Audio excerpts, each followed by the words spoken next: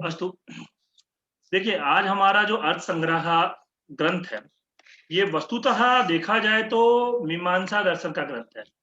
और मीमांसा दर्शन, जैसा कि अभी एक प्रश्न मैंने मॉक टेस्ट में पूछा था, वेदा में अपौरुषेय, वेद को अपौरुषेय कौन मानते हैं? तो मीमांसक लोग मानते हैं। मीमांसा का साक्षात संबंध जो होता है वो आपका वेद से होता है। मीमांसा का, जिसे कि हम पूर्व मीमांसा भी कहते हैं, पूर्व मीमांसा या पूर्व मीमांसा, इसे पूर्व मीमांसा कहते हैं, और वेदांत दर्शन को उत्तर मीमांसा कहते हैं। ठीक है, ये होता है। और आपका पूर्व, ये जो होता है, ये वेदों के अर्थ, यज्ञ परक अर्थ निकालना। वेदों का देखो, वेदों का क्या होता है, हम लोग जानते हैं कि प्राचीन काल में एक उसका श्लोक मिलता है, वेदा ही यज्ञार्थम अभिप्रवृत्ता कालानुपूर्वा विहिताश्च सर्वे तस्मादिदम काल विधान शास्त्रम यो ज्योतिषम वेद सवेद यज्ञम। तो ये तो ज्योतिष के बारे में था, वेदांग ज्योतिष का श्लोक था, वेदांग ज्योतिष का है। परंतु इसके अंदर में वेदा ही यज्ञार्थम अभिप्रवृत्ता, जो पहली पंक्ति है, बोलते हैं वेदा ही यज्ञार्थम अभिप्रवृत्ता। वेद जो होता है वो यज्ञ के लिए प्रवृत्त होते हैं। वेद के जितने मंत्र हैं यज्ञ परक हैं। आप देखोगे सायन का जो भाष्य मिलता है, जानते ही हो, इष्ट परिहार्थ, इष्ट परिहारार्थ, अनिष्ट अनिष्ट परिहार्थ, इष्ट परिहारार्थ, इष्ट प्राप्त्यर्थ, प्राप्त्यर्थ, प्राप्त्यर्थ मंत्रो व ऐसा ही कुछ है, इष्ट परिहार्थ, इष्ट प्राप्त्यर्थ, अनिष्ट परिहारार्थ, इष्ट प्राप्य निष्ठ पर परिहार। हाँ, अनिष्ट परिहारार्थ यो यो लौकिको उपायः सह वेदः। हाँ, ये किसके द्वारा दिया गया है? ये 16 तारीख के पेपर में पूछा हुआ, ये प्रश्न पूछा हुआ। सायन के द्वारा। हाँ, ये सायन के द्वारा वेद का लक्षण दिया गया है। इस प्रकार के प्रश्न तो सर सायन भी मीमांसक के, सर सायन भी मीमांसक कहलाएंगे, फिर वो भी मीमांसक है? नहीं नहीं, मीमांसक नहीं है, वो वेद के भाष्यकार है। मीमांसक कहने का मतलब क्या हुआ, जो वेद के यज्ञ परक अर्थ करें वो दार्शनिक अलग है, परंतु वेद के जो भाष्यकार हैं वो वेद का करते हैं, वेद का मतलब वेद की परिभाषा बताते हैं। ठीक है ना? सर वो भी यही मानते हैं ना कि वेद अपौरुषीय है, सायन भी। वो सायन का मानना वेद अपौरुषेय, हाँ वो भी मानते हैं। वेद भारतीय परंपरा के अंदर में वेद अपौरुषेय है, ये बहुत लोगों का मानना है। अभी एग्जाम में प्रश्न भी आया था, यही प्रश्न 16 तारीख में भी आया था, वेद अपौरुषेय कौन कौन मानते हैं? दयानंद सरस्वती, अरविंद, आपका मैक्स मूलर, एम विंटरनिच। तो अब इसमें क्या है, एम दयानंद सरस्वती, क्योंकि दयानंद जी वो तो मानते ही हैं, वो तो ईश्वर प्रोक्त है, वेदों को वो ईश्वर के द्वारा बोला गया है, उन्होंने माना है, और इसीलिए उन्होंने आर्य समाज की जो स्थापना की है उसमें वेद और व्याकरण, यही दो चीजें रखी हैं। आर्य समाजी कोई है नहीं ना अपने में, नहीं है ना, क्योंकि कल जेके जी थी, कल जो क्लास ली थी उसमें जेके जी थी, वो आर्य समाजी थी, और अच्छा व्याकरण का नॉलेज है उनको, तो इसलिए कल वो क्लास में थी। और खैर ये है हमारा। तो और आपका इसके बाद में एक और प्रश्न था, ये हो गया दयानंद सरस्वती का, हाँ, जो अपौरुषेय बोला गया है। और आपका इसमें इष्ट प्राप्त्यर्थ अनिष्ट परिहार यो लौकिक उपाया सवेदा, ये आपका सायन के द्वारा है। ठीक है, एक और वेद के काल निर्णय पे था, बौद्ध काल से वेद का काल निर्णय कौन से वो करते हैं बौद्ध समय से? तो Max Muller, Dayanand Saraswati, M Winternitz या बाल गंगाधर तिलक। हाँ जी सर, यही है चारों। ये चारों में से कौन है जो बौद्ध काल से, बौद्ध काल से वेद का काल निर्णय करते हैं, बौद्ध समय से? हाँ, मैक्स मूलर है, बिल्कुल सही है, मैक्स मूलर करते हैं, क्योंकि वो चार उसमें बांटते हैं। एक तो मंत्र काल, छंद काल, फिर उसके बाद में ब्राह्मण काल, फिर उसके बाद में उपनिषद काल, और फिर उसके बाद में सूत्र काल। ये चार कालों में बांधते हैं और उसको वेद को, और फिर उसके बाद में उसे दो दो सौ जोड़ जोड़ करके वो करते हैं। परंतु अंतिम समय में उन्होंने खुद बोला कि ये जो है, ये मेरा जो काल निर्णय जो मैंने किया है वो बिल्कुल भी सही नहीं है। ऐसा दो सौ साल जोड़ करके कोई भी काल निर्णय नहीं निकाल सकता है। हाँ, ये इस पे बहुत बड़ा प्रश्न उठा था। चलिए अब हम लोग इसमें चलते हैं अर्थ संग्रह के अंदर। देखिए, अर्थ संग्रह का जो मंगलाचरण है, वासुदेवम रमाकांतम नत्वा लोगाक्षी भास्कर कुरुते जैमिनी नयी प्रवेशाय अर्थ संग्रह। तो देखिए, वासुदेवम रमाकांतम, लक्ष्मीपति विष्णु को प्रणाम कर लोगाक्षी भास्कर महर्षि जैमिनी द्वारा सूत्रबद्ध किए गए मीमांसा शास्त्र में प्रवेश कराने के लिए उसका प्रारंभिक ज्ञान प्राप्त कराने के निमित्त अर्थ संग्रह नामक ग्रंथ की रचना कर रहे हैं। ठीक है, ये यहाँ पर ये है वासुदेवम और रमाकांतम, ये दोनों को नमस्कार करके, नत्वा, नत्वा में कौन सा प्रत्यय है?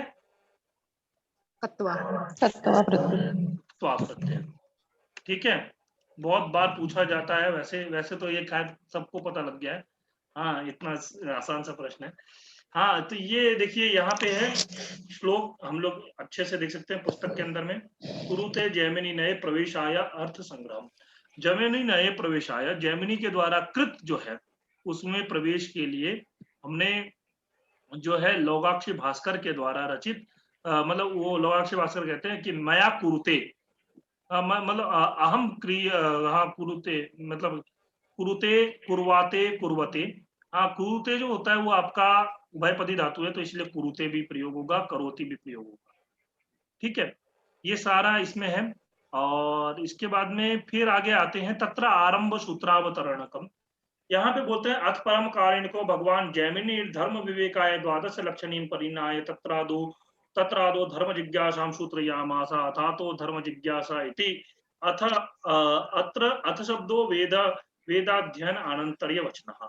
अब देखिए यहाँ पर ना क्या बोल रहे हैं, यहाँ पर अथ मतलब अथ कर रहे हैं, अब जो है परम कारुण को भगवान जैमिनी के द्वारा धर्म विवेक के लिए द्वादश लक्षणी जो इनके ग्रंथ का नाम, इनके ग्रंथ का नाम क्या है? जैमिनी सूत्र बोलते हैं वैसे।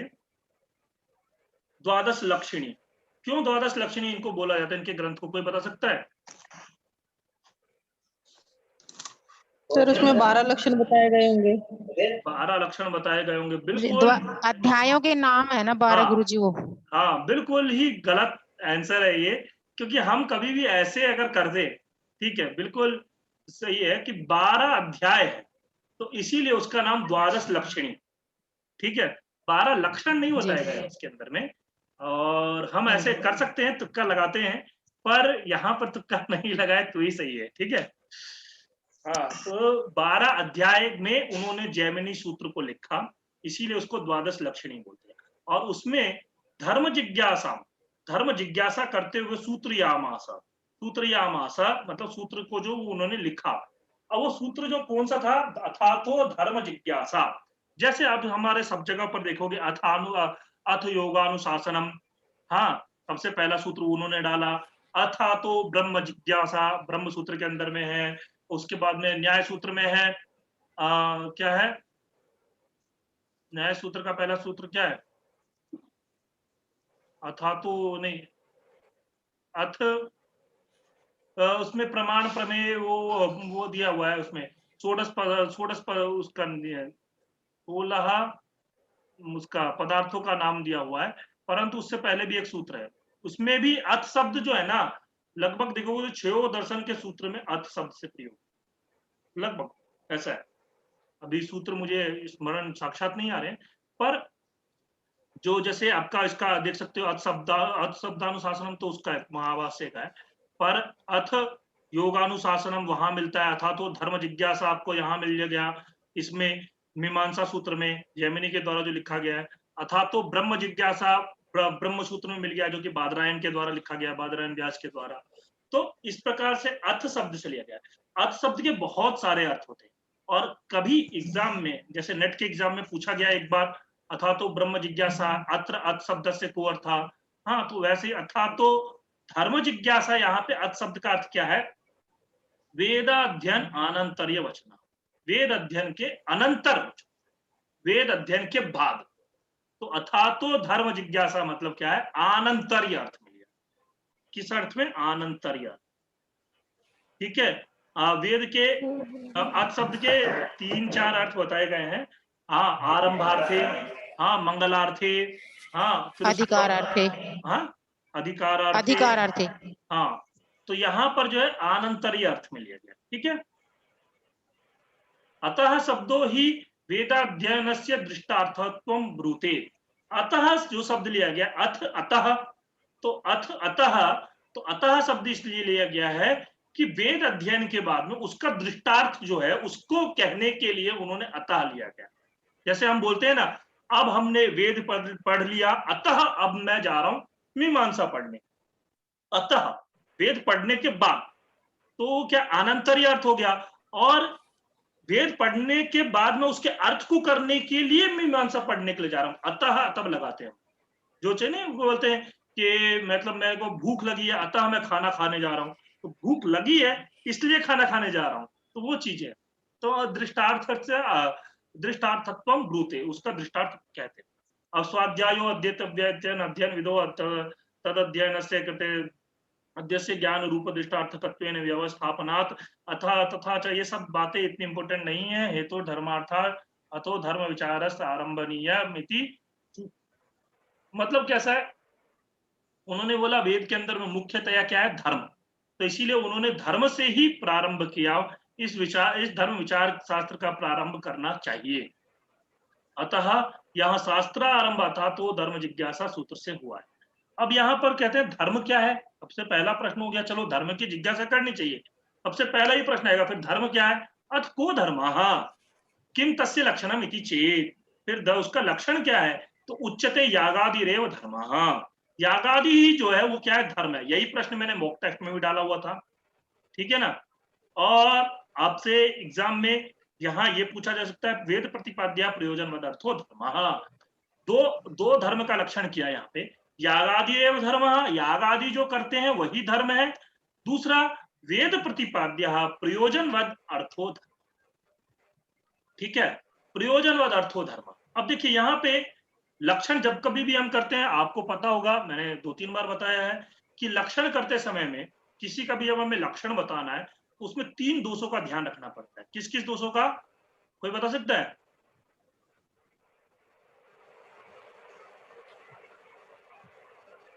नहीं पता गुरुजी। मैंने बताया था अव्याप्ति, अतिव्याप्ति और असंभव। अव्याप्ति, अतिव्याप्ति और असंभव, हाँ, अतिव्याप्ति, अव्याप्ति और असंभव, इन 3 प्रकार के दोषों का अर्थ रखना, मतलब ध्यान रखना पड़ता है। तो वही चीज है।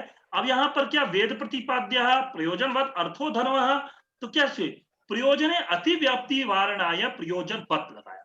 अब देखिए प्रयोजन कह देते, अगर ऐसे कह देते प्रयोजन वत, प्रयोजन वत क्यों लगाया, प्रयोजन जैसा क्यों लगाया, कहते हैं ना प्रयोजन वत, वतु प्रत्यय लगता है ना उसके जैसा, तो यहाँ पे प्रयोजन वत क्यों लगाया, प्रयोजन क्यों नहीं लगा दीजिए कि वेद में प्रतिपाद्य जो प्रयोजन है उसको ही बोल देते वेद प्रतिपाद्य प्रयोजन अर्थो धर्म या प्रयोजन अर्थो धर्म, डायरेक्ट वत लगाने का क्या जरूरत पड़ा। तो वही बोलते हैं प्रयोजन अतिव्याप्ति वारण है, कि प्रयोजन अगर हम लगा देते तो उसमें क्या हो जाता, अतिव्याप्ति हो जाता, क्योंकि हर प्रयोजन वेद के अंदर में बहुत सारे प्रयोजन बताए गए। अब सब प्रयोजन के अंदर में हम धर्म मान लें तो ऐसा पॉसिबल भी नहीं है ना। तो इसलिए अतिव्याप्ति ना हो जाए उसके लिए हमने प्रयोजन वत शब्द का प्रयोग किया, ठीक है। जैसे और दूसरा क्या है, भोजनादो अतिव्याप्ति वारणाय वेद प्रतिपाद्य। अब डायरेक्ट अगर हम ऐसे लगा देते, धर्म का लक्षण ऐसे करते प्रयोजनवत अर्थो धर्म, तब क्या हो जाता, भोजन आदि में, भोजन आदि भी तो हमारा प्रयोजन ही है, हाँ भोजन आदि बिल्कुल सही है, हाँ भोजन आदि, भोजन आदि में यदि वेद प्रतिपाद्य शब्द हम नहीं लगाते धर्म के लक्षण में तो क्या होता, फिर भोजन आदि में अतिव्याप्ति हो जाती है हमारी। जो भोजन करते हैं हम वो भी तो हमारा कुछ ना कुछ प्रयोजन है, कुछ ना कुछ तो प्रयोजन ही है। भोजन किया जाता है तो बिना किसी, और एक श्लोक भी है ना, प्रयोजनम अनुद्देश्य मंदोपि न प्रवर्तते, आपने बहुत बार सुना होगा कि कोई भी बिना प्रयोजन के तो कोई भी कुछ भी कार्य नहीं करता। हाँ, एक पागल भी जो होता है वो बिना प्रयोजन के कुछ नहीं करता है, तो वही चीज है। हाँ मंद बुद्धि। अच्छा, मंद बुद्धि से याद आया, मंदः बुद्धि यस्य सः, इसमें कौन सा समास है, बहुव्रीहि। बहुव्रीहि, कर्मधार है, तत्पुरुष, अव्ययी भाव, 4 ऑप्शन है, अब बताओ। तो तत्पुरुष होना चाहिए। देखिए देखे ऑप्शन आने लग गया ना। मंदबुद्धि यस्य से बहुब्री है सर इसके पास। हाँ बिल्कुल, इसका आंसर बहुव्रीहि ही है, इसीलिए मैंने 4 ऑप्शन दे दिया। हाँ, 16 तारीख के एग्जाम में पूछा हुआ प्रश्न है, ठीक है। मंदः बुद्धि यस्य सा, क्या तो उसमें बहुव्रीहि, कर्मधार है, अव्यय भाव, तत्पुरुष। जिन्होंने तत्पुरुष बोला वो एक बात ध्यान रखो, तत्पुरुष में यस्य सह ये सब चीजें को प्रयोग नहीं होता। तत्पुरुष में आप जब समास पढ़ोगे, समास आपने पढ़ा ही होगा, वैसे तो मैं जानता ही हूँ क्योंकि आप लोग सब टीचर हो, तो समास में जानते होगे कि तत्पुरुष समास कैसे चलता है। आपका एक तो विभक्ति वाले तत्पुरुष चलते हैं, द्वितीय तत्पुरुष, तृतीय हाँ जी, तत्पुरुष, विभक्ति के अनुसार। पंचमी, षष्ठी, सप्तमी, ऐसे चलता है। उसके बाद में फिर जी। आ जाते हैं नए समास वाले, फिर उसी तत्पुरुष का ही भेद कर्मधारय और द्विगु हो जाता है, ठीक है। जी जी। हाँ, कर्मधारय तत्पुरुष का भेद होता है, कर्मधारय का भेद हो जाता है द्विगु। तो ये चीजें हैं, ये सब प्रश्न है। परंतु कैसा यस्य सह जब लगता है तो आपका बहुव्रीहि समास में जाता है, ठीक है। और जी सर। असौ अदस शब्द का जब रूप चलता है, अदस शब्द का रूप, तो वो जाता है किसमें, आपका कर्मधारय समास। तो ये चीजें थोड़ी थोड़ी ट्रिक है और ये सब चीजें पता होनी चाहिए। हाँ, क्योंकि एग्जाम में 16 तारीख के एग्जाम में पूछा हुआ प्रश्न है, तो इसीलिए मैं मेरे ध्यान में आ जाता है तो मैं पूछ लेता हूँ आप लोगों से। और इस प्रकार के प्रश्न आप लोगों में भी पूछे जा सकते हैं, तो ध्यान रहे। दूसरा एक बात और थी, अदस शब्द का रूप जो होता है। एक प्रश्न पूछा था, अदस शब्द का षष्ठी विभक्ति एकवचन क्या होता है। तो अब यहाँ पर देखो, कभी कभी हमें शब्द रूप नहीं भी याद होना, तब भी हम दिमाग लगा सकते हैं, क्योंकि मैंने एक श्लोक पढ़ाया था नैषधि चरित का, अमुष्य विद्या रसनाग्र वर्तती नर्तकी त्रयीव नीतांग गुणेन विस्तरम, है ना। सही होगी। हाँ, तो अमुष्य शब्द आएगा, क्यों, इसकी विद्या अमुष्य, तो वहां पर षष्ठी विभक्ति का प्रयोग हुआ है, तो यहाँ पर षष्ठी ही पूछा था। कभी कभी हम शब्द रूप नहीं भी याद हो तो वहां से लिंक लगा लेते हैं, ठीक है। तो ये सब चीजें हैं। सर आपको तो मूल ग्रंथ आते हैं, हमें थोड़े आते हैं। नहीं तो मूल ग्रंथ ऐसा है, आप जब पढ़ती हो तो वो कुछ ना कुछ तो दिमाग में रहता ही है ना। ऐसा नहीं है, मेरे भी मतलब मूल ग्रंथ सारे याद है।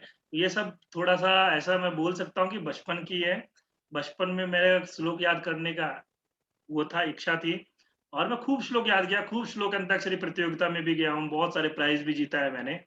हाँ, श्लोक अंताक्षरी प्रतियोगिताओं में मतलब 1,500 2,000 श्लोक याद कर रखे थे उस समय में। हाँ, अभी भी श्लोक बहुत सारे याद है, लेकिन कैसा है कि वो श्लोक जो है उस समय के याद है। अभी जो है मूल ग्रंथ, जैसे हम कुछ भी चीज पढ़ते हैं तो उनका कैसा होता है, थोड़ा बहुत जो दिमाग में होता है ना, उसको लेकर के भी थोड़ा बहुत लिंक लगाया जा रहा है, तो आप कर सकते हो, ठीक है। मेरे ये कहने का मतलब है। प्रयोजने अतिव्याप्ति वारणाय, तो यह हो गया, प्रयोजन में अतिव्याप्ति वारणाय के लिए प्रयोजन वित्त लगा, प्रयोजन वध लगाया, और भोजनादि में अतिव्याप्ति के निवारण के लिए हमारा वेद प्रतिपाद्य लगा।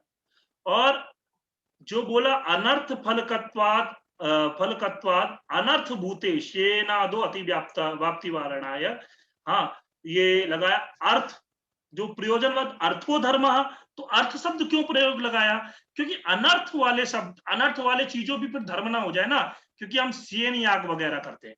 शेन याग कब करते हैं, किसी को पता है।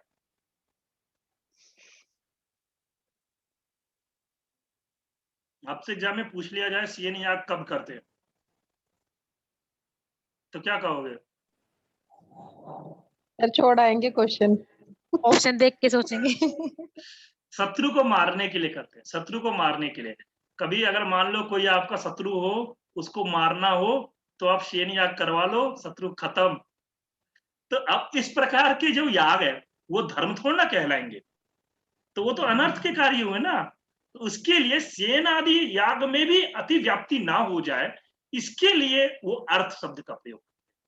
तो ये 3 शब्दों का प्रयोग किया, वेद प्रतिपाद्य, प्रयोजनवत और अर्थो, ये 3 शब्द प्रयोग किए, और तीनों के तीनों में किस लिए शब्द प्रयोग किया है, अतिव्याप्ति ना हो।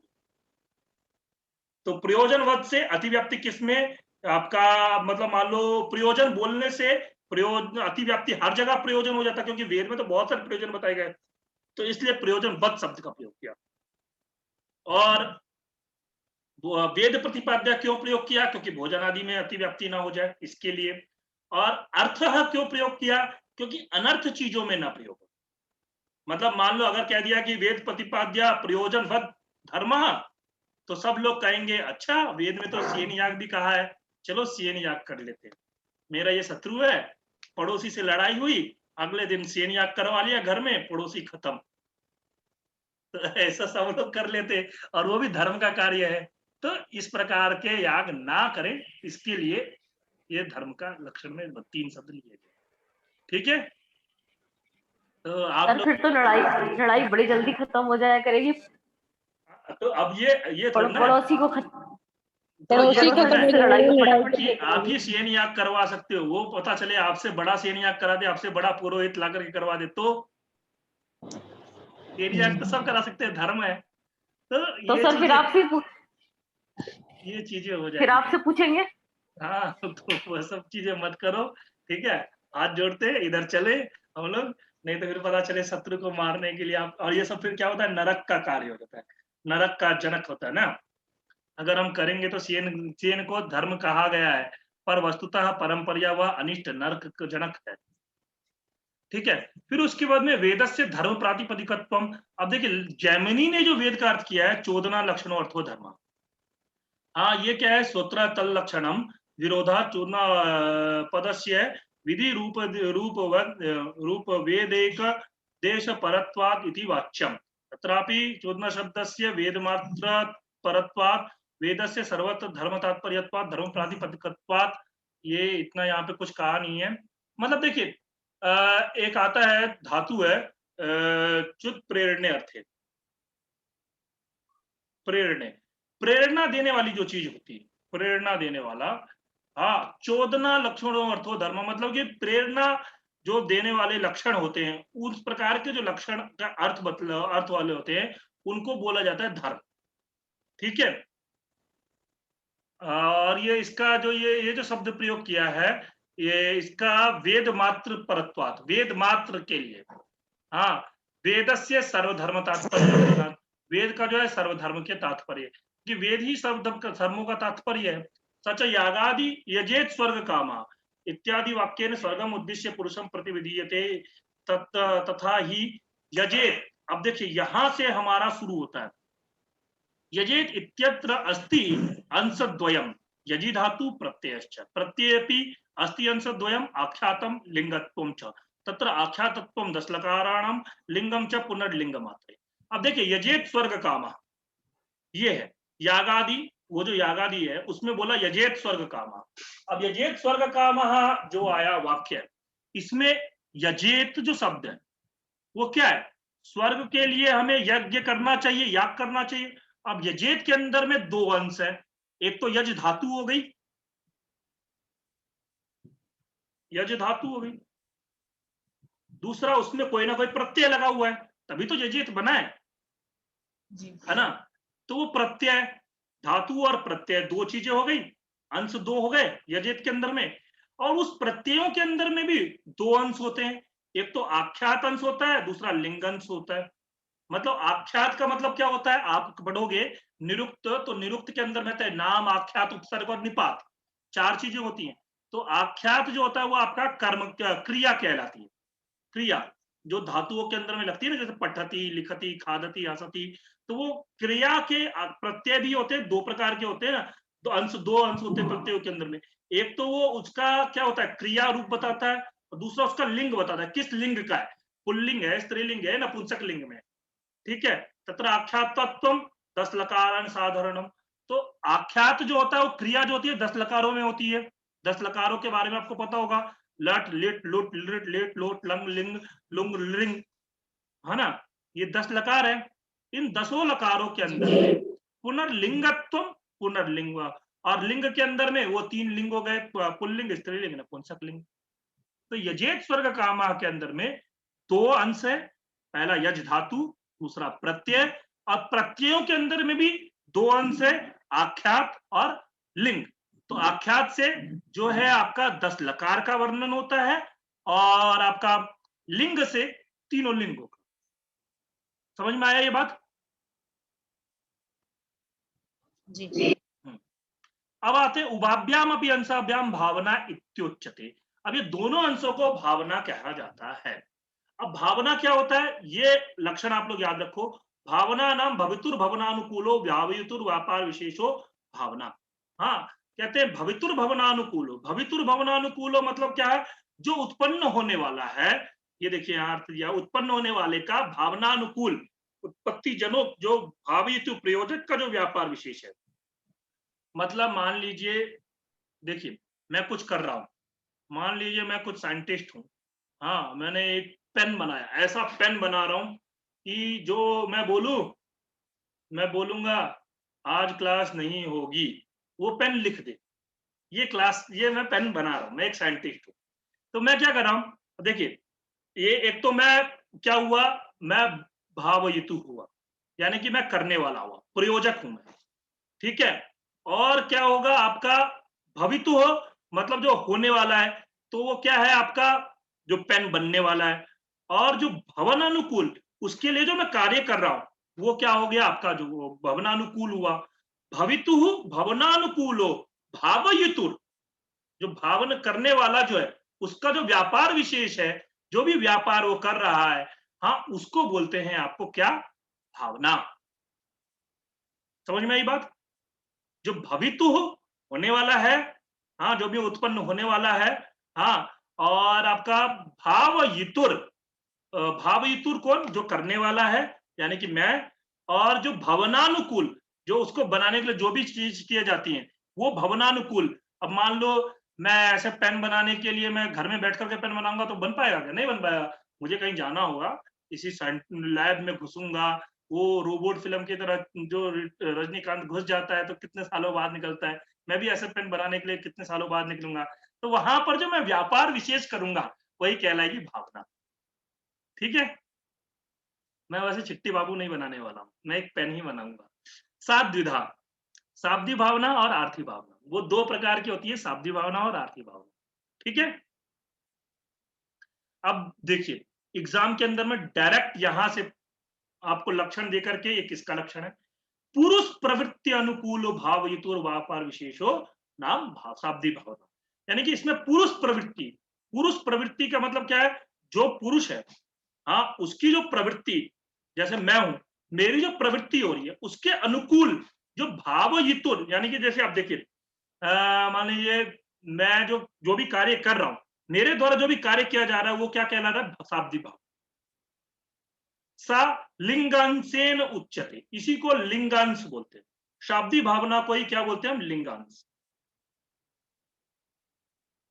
आपसे अगर एग्जाम में पूछ लिया जाए लिंगांश इति किम, तो शाब्दी भावना डायरेक्ट। लिंग श्रवणे अयम माम प्रवर्तयति मत प्रवृत्ति अनुकूल व्यापार ज्ञान अयम नियमेन प्रतीते।